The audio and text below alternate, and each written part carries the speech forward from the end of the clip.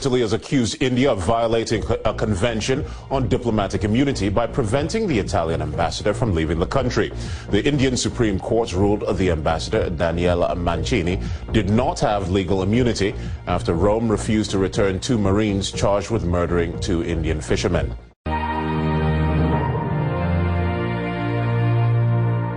Summoned to the Supreme Court of India, Italy's ambassador Daniele Mancini was ordered to explain his government's position on its refusal to return 2 Italian Marines charged with murder.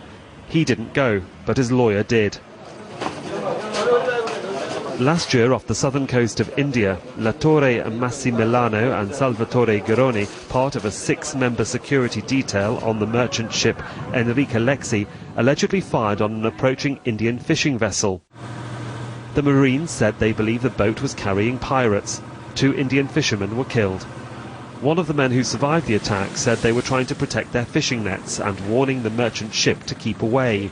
The Marines have been on trial in an Indian civil court because the government believes the attack happened in its territory. But the Italians say the shooting occurred in international waters and therefore India doesn't have the right to try the men. It would still be an offence for the Italian Marines to have committed murder of any individual beyond its waters. So India would still have jurisdiction because Indian subjects were killed.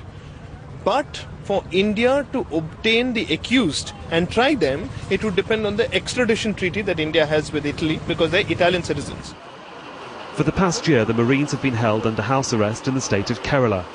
But they were given permission by the Supreme Court to return to Italy for Christmas and the recent Italian general election. The Italian ambassador personally guaranteed that the men would go back to India to face the charges. But now Italy says the Marines will not return.